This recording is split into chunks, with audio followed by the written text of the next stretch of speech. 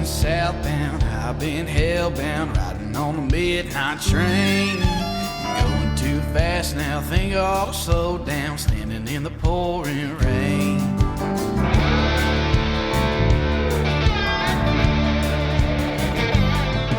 What's going on, guys? Tristan and Tony back with another episode of the One Hell of a Life Outdoor Podcast. And I feel we were just talking about it before we got on here, and it's kind of like we're in this lull right now of like, man, it's not really turkey season. I think it opens soon here in Georgia. But it's like, if you're not fishing, I mean, snow goose is over. Like, we're just kind of in this weird lull. And I mean, we've talked before on here, like, we're not the biggest turkey hunters anyway. So it's almost like we're in this, just slow period where we're just waiting for, summer and to be going on Lake Lanier and stuff. But we've been hanging out, doing some golfing, and we're just going to catch up with some stuff and BS a little bit and tell you guys about a fun story we had on the way to a trout fishing trip recently. And oh my God. Oh my God, dude. It was a freaking nightmare. Oh my God, you guys just, oh my God. I mean, that's a great place to start, I guess, man. I mean, to start off with, we travel thousands and thousands of miles a year, thousands of miles. And I've got this tradition, my truck's got 156, or no, it's got 160,000 on it now. And I do this little, like, all right, God, let's make sure that this thing's going to make it again. One more trip. And I touch the cross that I got from my grandpa hanging there, and I just say a little prayer real quick, And, I've had issues with my vehicle that we've had to just go for it and just hope that transmission didn't go out. And then, we leave for this trip. It's an annual trip that we go on with some friends in at White River, and it's the Norfolk River Resort. It's down in Arkansas, or North Arkansas, and it's an incredible place to fish. If you've never been there, dude, you gotta go experience it once. And they have lodges. It's just great. But anyway, we leave the other night, and we load up like we always do, and get before we got in the truck, I remember saying something to Tristan. I said, "Hey, what's that little?" I heard like a little tick sound or something like that, and he's like, "Yeah, it's been doing that, whatever." Yeah, that's but completely unrelated. Yeah, but it's just, I know it had nothing to do with it. But how many miles did you have on that truck? Like 136, which everybody I talked to is like, that's insane. That what we'll tell you ended up happened. But I've just had some shit luck with some weird things with that truck. But one of my buddies, Devin, who's been on here, he was like, "Man, you have more stuff with that truck than anybody I ever know." Dude, this isn't just about a vehicle breaking down. This is about straight survival mode that we were put in a position in. And we'll get to it. But, I mean, you guys, this is some crazy shit that we had to. And I don't know if everybody could have handled it. Yeah. Or somebody might listen to this podcast and go, "Well, hey, dumbasses, why didn't you do this?" Or something, because...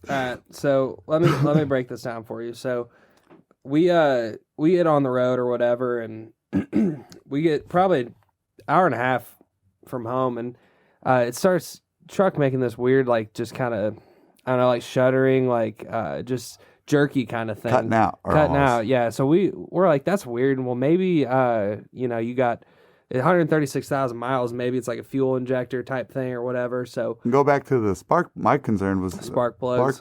Yeah, because I just had changed and had an issue with that.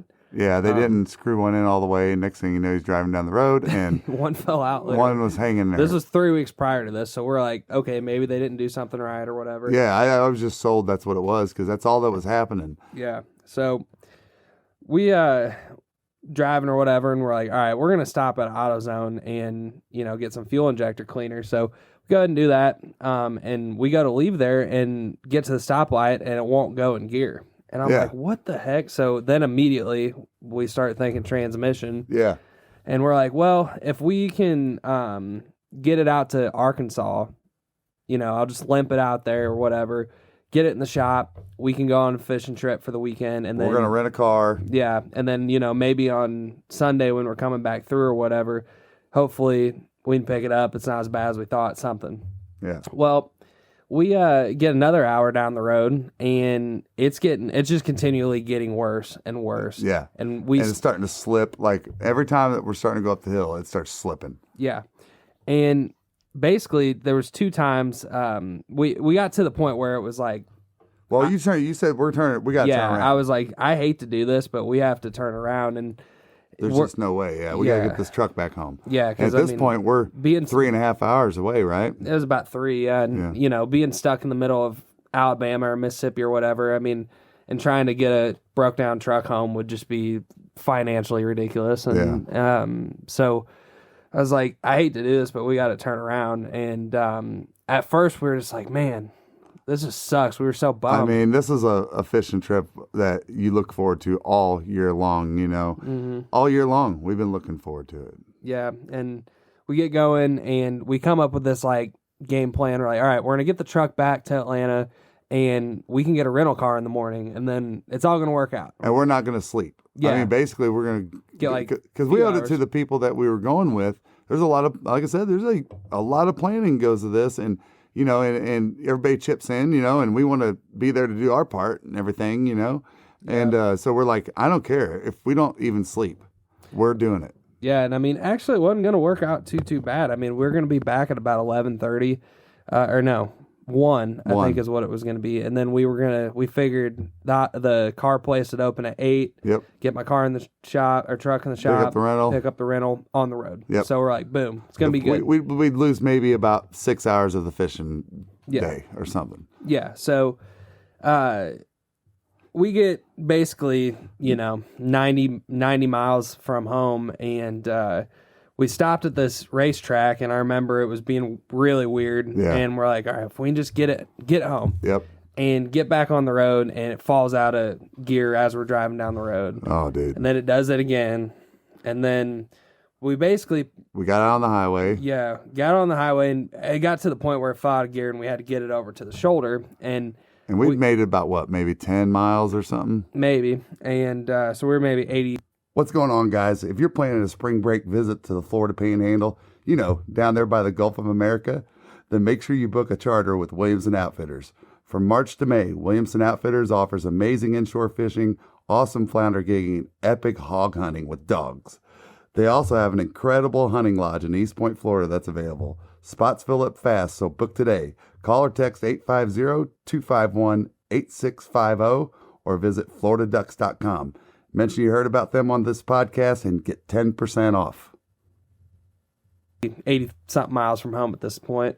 And we get over to the shoulder, and this freaking redneck Alabama rig, if we ever saw one, comes rolling by with, it's one of those deals where he has his car, and he's towing another car with his car, and basically, got speed wobblers. He had 2 cars in tow. Yeah, and jackknifed the freaking trailer, and car goes flying to the left. He goes to the right. There was metal spinning everywhere and flying off of it. It was crazy. Yeah, and it looked like, thankfully, everyone was okay or whatever, but, I mean, right 200-300 yards. Oh, my God. Up the road from us, because it passed us, and then he started going all crazy. And we were freaking out because the truck, I mean, to kind of bring you in, imagine that you're driving. The interstate was busy. It really was. And over there on 20. Yeah, and there's a lot of diesels that go at night, and we're just sitting there, and Tristan was just, this thing's not doing anything. He's trying to get it over to the side of the road without having one of these diesels come ramming up our ass. Yeah.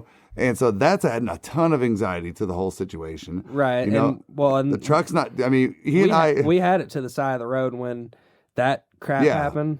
But basically we, super sketched out because it's like, God, dude, that could have hit us, you know? Like we would have went another 100, 200 yards. We would have been right there. Yeah, exactly. Yeah. So I was like, we're getting this shit off of the road, and I don't care. I'm done playing this game. I'm not dying tonight. So, well, and what I was wanting to do is I said, hey, let's try to get this thing to the bottom of this hill, and to kind of build a visual for you. This is that real hilly spot it's 20, right? Yeah. And it's a dead zone, really. It's a dead zone between Birmingham and Atlanta. Yeah. And so I just wanted to get at least down to the bottom of the hill, you know, and give everybody the whole hillside to see us. And what kind of helped us out too was I ended up driving it past all that stuff that happened. And because I was like, I am not going to be stuck in traffic behind this. This is getting ready to get bad. And I'm like, we got to at least get it down there.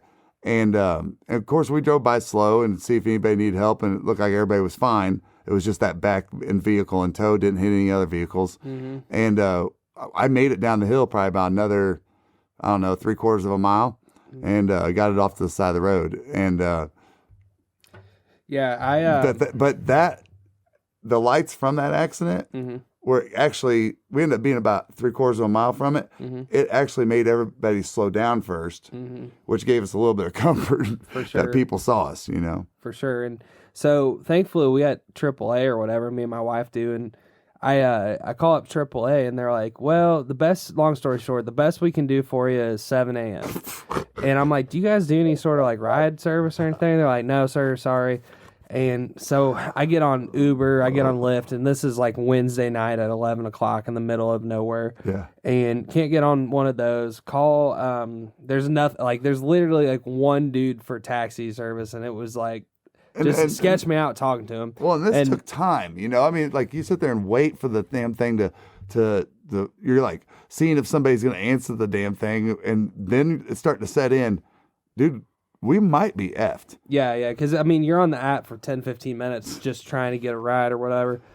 And I call the non-emergent police numbers, of course, you know, no one answers. And then I called everything. Taxi cab, yeah, everything service. I could think of, striking out everywhere. We're 20 minutes from an exit with like a bunch of hotels, like 10 hotels. We would have been golden. But, and then we're about a mile and a half from another exit with a Love's or whatever. And I thought about calling. I mean, we could have had somebody from Atlanta come get us, but one, it's a work night. Two, we had to be there in the morning they said 7 a.m. I was doing air quotes when I just said that. Be there when the truck's picked up. So it's not like somebody could drive an hour and a half, get us. There just wasn't. No. It just didn't make any sense. No. Because it would have been at that point, you know, probably 1:30 in the morning. It's like, what are they going to do? Take us to a hotel? Yeah, but then we still got the truck issue. And then whoever would have taken us would have, you know, screwed up their work day or whatever. Well, and guaranteed, what do you want to do? Leave your vehicle on the side of the road and just have all your windows bashed out? It happens all the time. And so, of course, we don't want that to happen either, so we don't want to necessarily leave the truck. I mean, I would have been cool with leaving the truck, honestly, because at that point, I'm like, whatever, let's just get our expensive shit out and whatever. So our options at that point, we realized, are sleep out here, right, like on the side of the road. In the truck, which is not going to happen. Yeah, no, it's super sketchy, not sleeping in the truck. No. Sleep on the side of the highway or like walk to this Love's truck stop and this other gas station that were a mile and a half. Basically, just to kill time. We weren't going to sleep, or we thought we might go in there and crash. But, you know, they shut down like the Hardee's and or whatever's connected to it, so you can't go in there. Yeah. You know, I mean, even when we'll get to it, but, you know, but yeah, that was basically our options. And I'm like, well, dude, there's woods down off the side, but this is like a super steep pitch all the way down this embankment down into these woods. And he's like, what do you mean we're going to build a fire? And he goes, what if the police come by? And I said, dude, I'm going to tell the police officer straight up, dude, we're trying to survive out here. I mean, because I'm looking at the temperatures. I looked at the weather first, and I was like, thank God, dude, it's not going to rain. But we did have our frog talk stuff, which would that would have been pretty good actual publicity for them. Thankfully, for being, you know, we joked like if my mom or Katie, my wife, was with us, like how or grandparents or something. Yeah, how much dramatically worse it would have been. Oh my God! I mean, thankfully, if it were going to happen to somebody, it happened to like the outdoorsmen that had like headlamps and boots and all that shit. Yeah, dude. I mean, warm clothes. Because it was in the 40s. I mean, it wasn't. I mean, I've been doing survival mode stuff since I was a kid, dude. I mean, like I've been building lean-tos and building fires with sticks and all kinds of shit. Like, so it just kind of settled in. We were like, well, thank God we got some jackets and stuff, which we stayed alive because of our Frog Talks jackets. But so it kept us warm. But we basically were like, all right, we can't. I mean, it would suck to sit here for like 6 hours. So we basically hooked it's 1 o'clock. Yeah, I looked at the how far the closest gas station was, and it was 1 a.m. and I like, dude, they stopped selling beer at 2 o'clock in Alabama. Yeah, and that's all we really needed to hear. Yeah, because at that point we were like, there could be nothing better than a Busch Light. No, that was definitely made the night because we made it to a gas station at like 1:56. 1:56, yeah, and we had to walk up, dude. This thing was uphill, like a steep angle. A mile and a half. It was that, but then it was also up and down these like little like valleys or whatever. And, when you're walking on the side of the road, and you're walking at an angle, so your ankles are about to snap. Every time we'd come to one of those drainage ditches that were poured with concrete, we'd be like, oh. It was so nice to walk on like even, because we didn't want to walk on right on the highway because that was kind of sketch. Yeah, no, but yeah, we get to the gas station and start talking to this dude, and I don't know, somehow we come into I guess because we had backpacks on. Yeah, I felt like we had to explain a little bit. Let me back up. We look sketchy. I was worried about people busting out the windows while we were gone. Yeah, and so I took our camouflage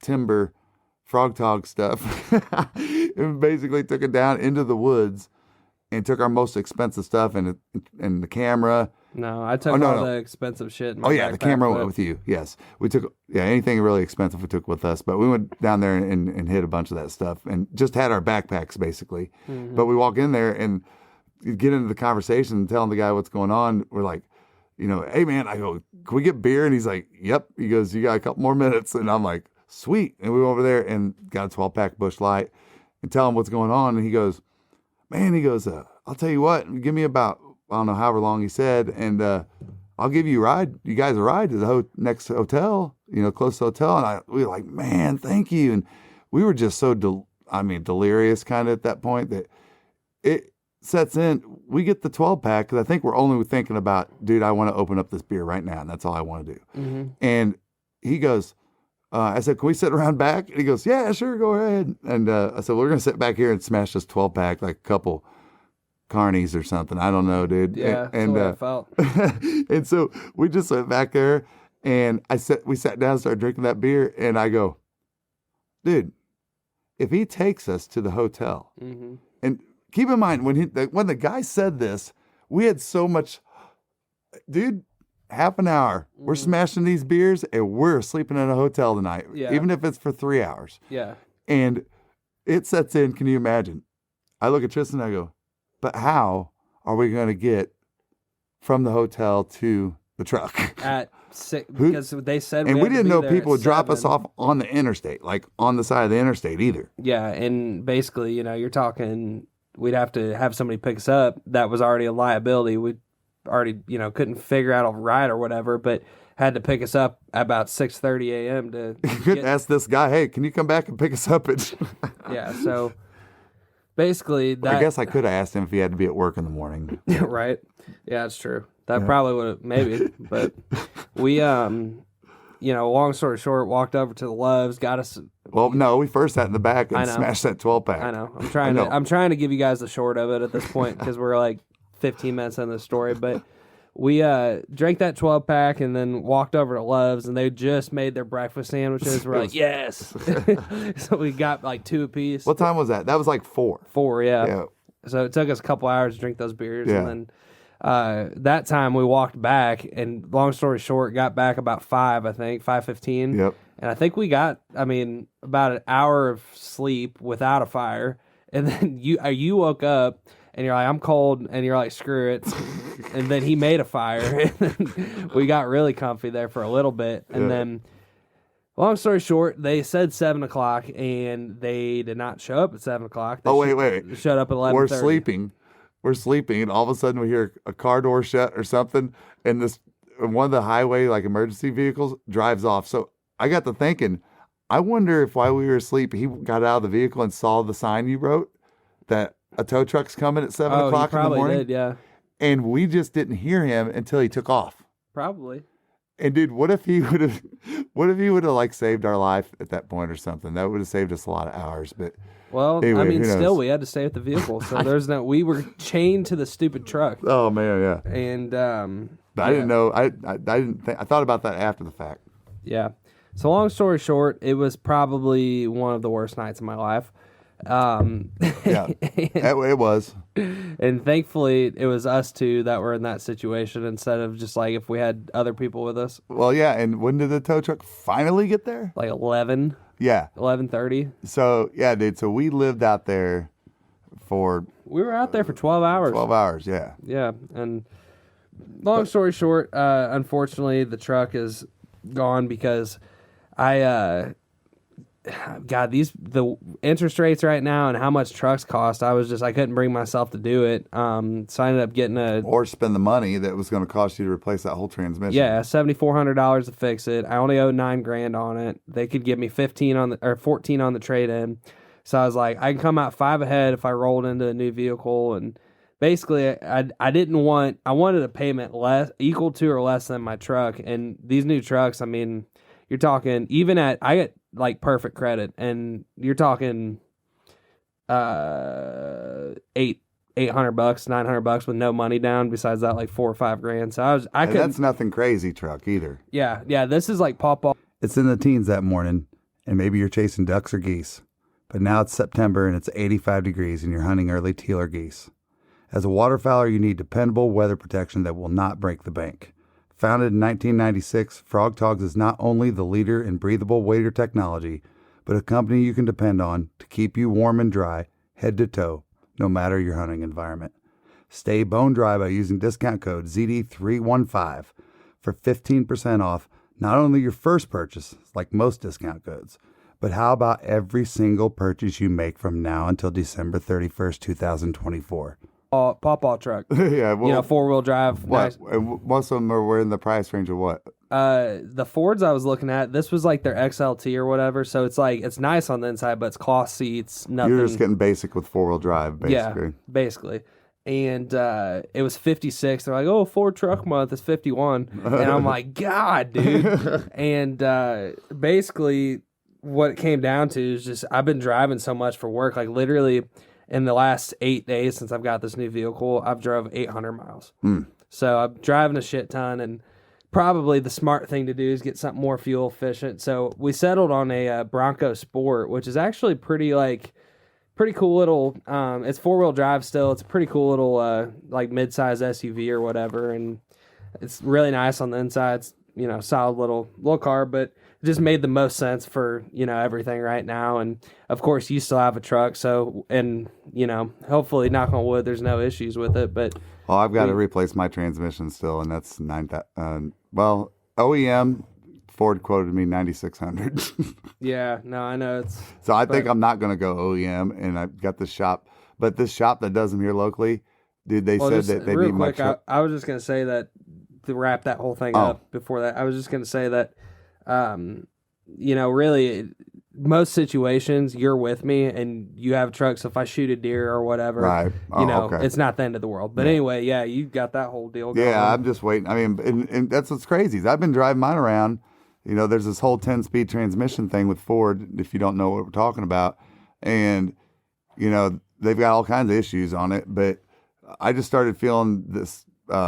Mine hasn't been going the same way that Tristan's went out that quick, and that still blows my mind that thing went out that fast. I've never seen a transmission ever go out that fast.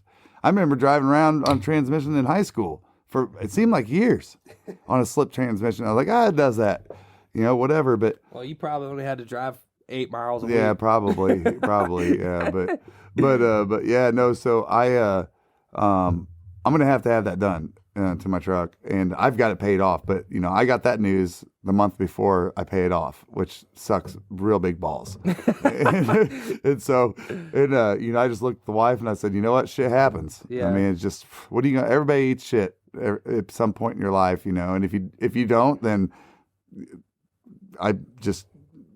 you're lucky. Yeah, But I'm gonna have to do that because I just can't make myself. It still looks great, mm-hmm. And same with mine. I've got brand new freaking tires on it and everything, and those are expensive. And I'm just gonna, I'm gonna ride it out, I guess. So we'll see what happens with it. Yeah, it's basically the gamble on if you fix it with no truck payment. I mean, maybe, hopefully, if you could get another year, I mean, that would net you probably about even, and then anything extra would be bonus. You know? And I'm looking at it too like this. Just if I just take like 10 grand, right, and I divide that by 12 months, what is that? 800 and I don't know what it is. Something. Yeah, 833 or I don't know what it is. But anyway, let's just take that by if my truck payment with a brand new transmission was what it was, I would be spending way more. Oh, dude, your truck right now, not even counting the freaking $4,000 lift and tires. 6. Whatever. Yeah, not even counting all that. And that was 4 years ago when it cost 6. Yeah, not even counting that. I guarantee it's 60 grand for that truck. The FX4. I'm sure I didn't see, but that Pawpaw freaking Ford was 56, and they were running 51 with Ford Truck Month. I looked at a Chevy Trail Boss, just like mine. Now, granted, they're running the 6.2s in them now, but they're 60 grand, 63 grand, and mine was 38.6 when I got it. That's nuts. Yeah, that's nuts. Now, how many? 3 years ago? 4. Oh no, I was going. It'd be 6 years in August. Oh really? Yeah. So I only had this a year and a month to pay it off. Oh, that's true. So, but whatever, life goes on. That's right. But no, man. I mean, outside of that, I mean, all we're doing is we're just out hitting golf balls and acting like we're cool, and we look dress good. And that's about it. You dress good. I got to step my game up. I get on the brands, dude, and my OCD, everything's got to match. So I got a deal on some Under Armour pants at Kohl's, and they were like $55 a piece. The reason why I was buying them is I was actually buying them for work. Yeah, and I was like, dude, I could use those for golf too, man. And I put them on, and I was like, do you want coffee that doesn't suck? Get the Duck. Dirty Duck coffee is made specifically for the waterfowl enthusiast. Enjoy flavors like Morning Wood, Dark Dynasty, Cinnamon Teal Snickerdoodle, and First Flight to unlock the flavor that you'll enjoy in the blind for years to come.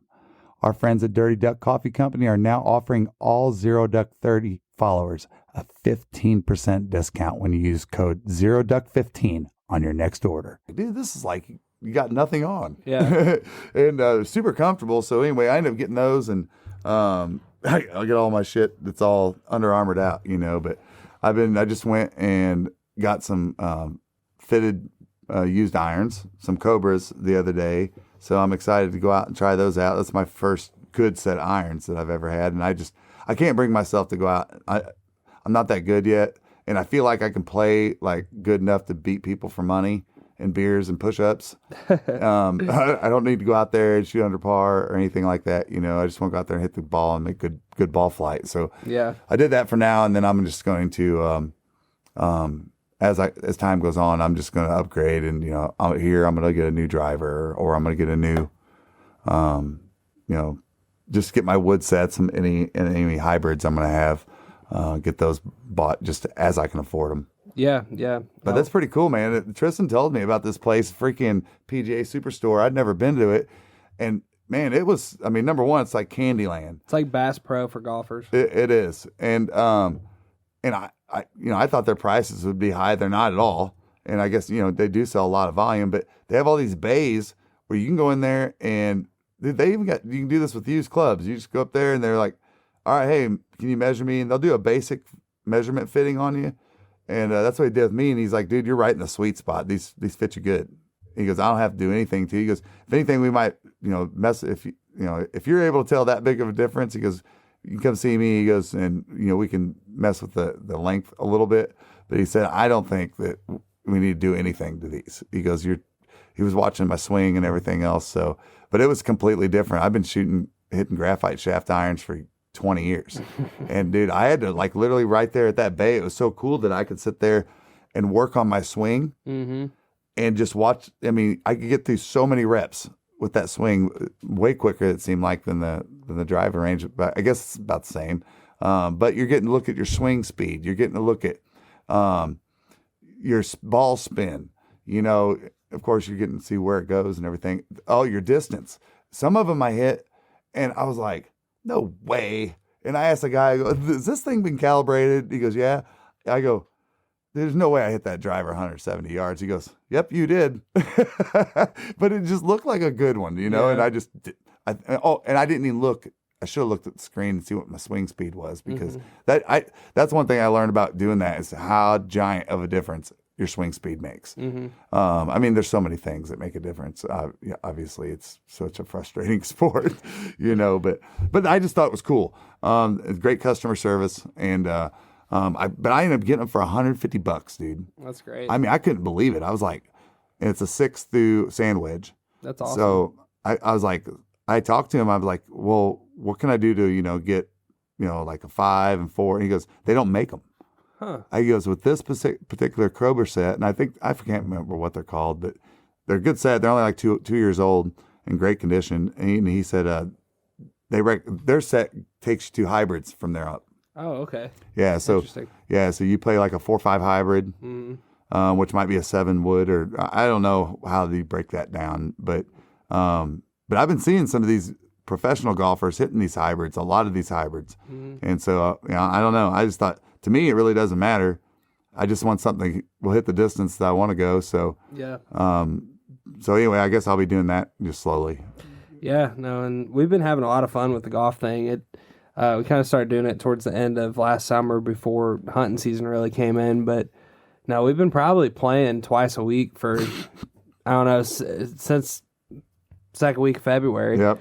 Been having a blast with it. Our kick right now has been, for the most part, is like trying to play 9 holes and break par, which I think we did the other day. Yeah. No, we've broken par on 9 twice. Or we were at par, and then I think one time we were like 3 over on 13 or whatever, through 13. Yeah.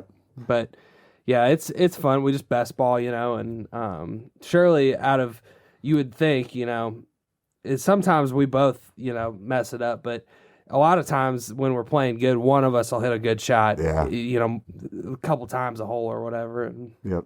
it's a good time. We enjoy it. Yeah, no, man, you got to there's this one hole, and it's so freaking funny. It's like you got to hit over this giant ravine on your approach shot to the green, and it's an optical illusion for real.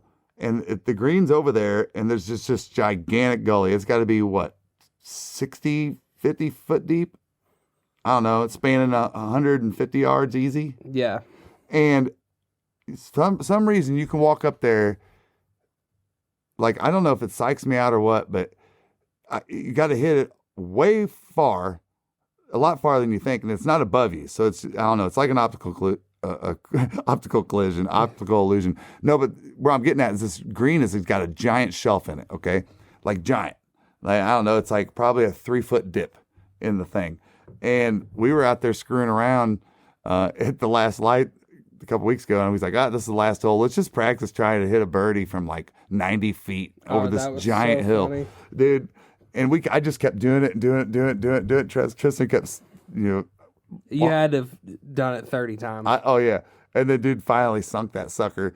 Well, then we go back to play it the next time, and Tristan, and not that long, but he freaking makes this freaking big rolling over that ridge putt. I drilled one that was probably, you had to play it probably a good 6, 8, 10 feet. I don't even know. It's probably 8 feet actually, like out left of it. Straight downhill. And no, it was uphill actually. I was on the backside. Oh yeah. And I was hitting up, and that was insane. We were with 2 other guys too. They were like, "Oh my god!"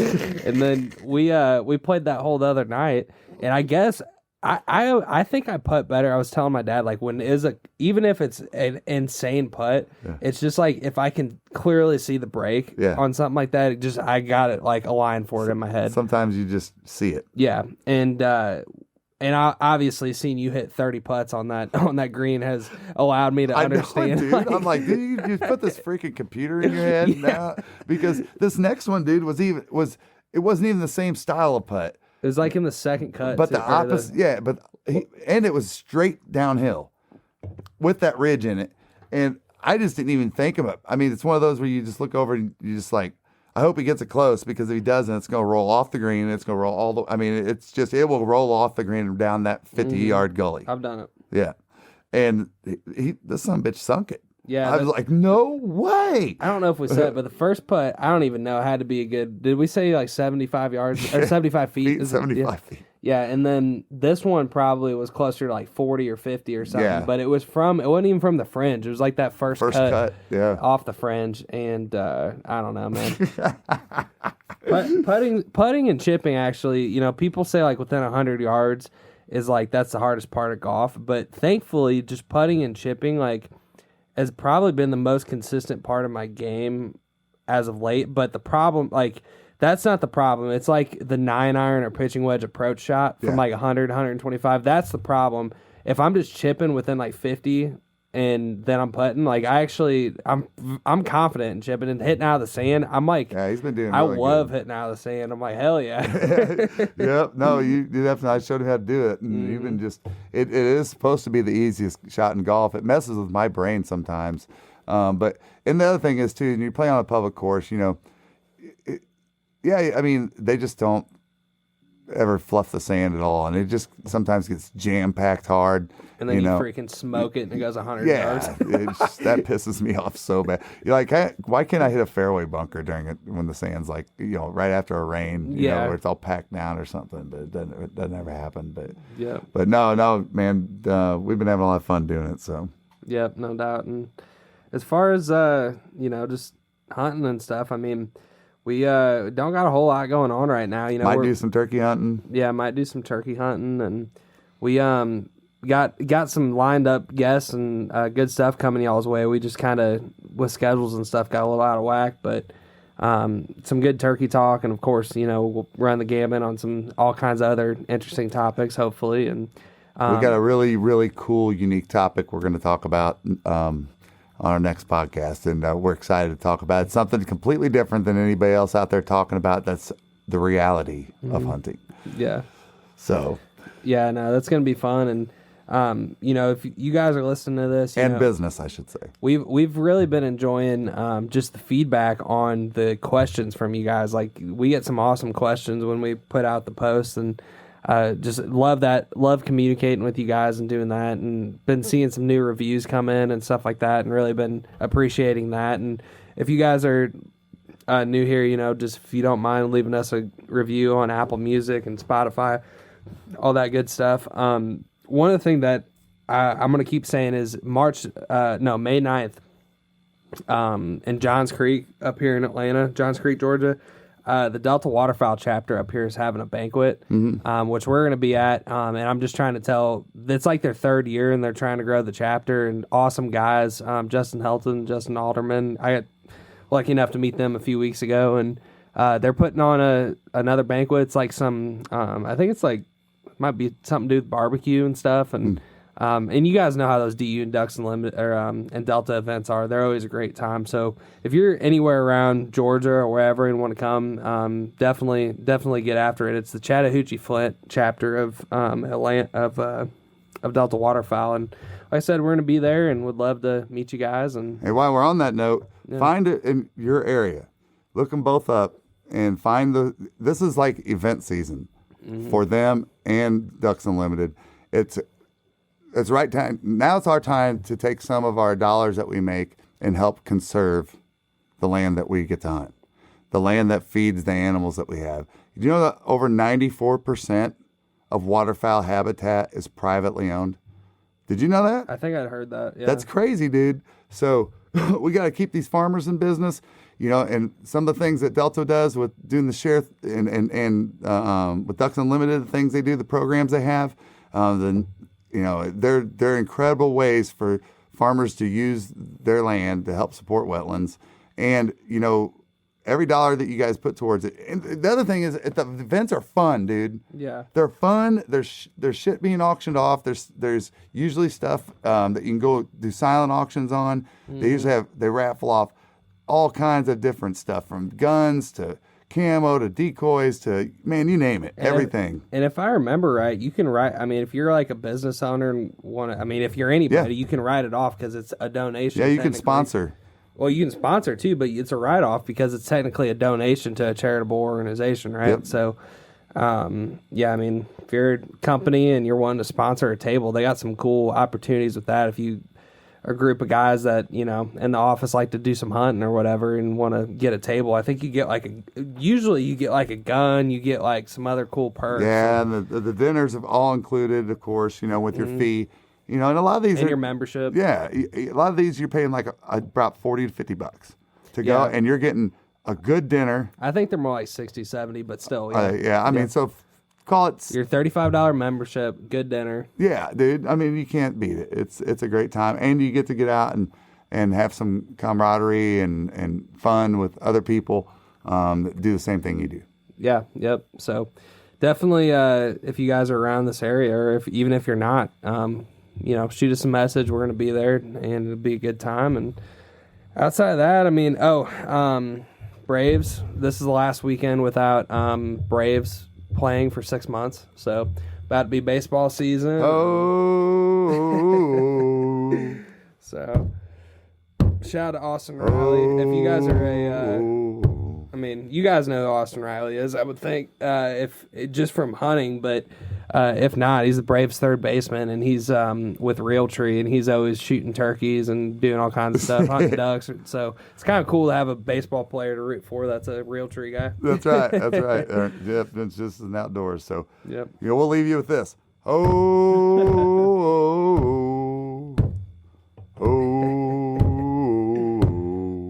Appreciate y'all. Like, subscribe, all that great stuff. We really appreciate it. Send us some messages. Love connecting. And yeah. Thanks for listening, guys. One hell of a life. One hell of a life. I've been southbound, I've been hellbound, riding on the midnight train. Going too fast now, think I'll slow down, standing in the pouring rain.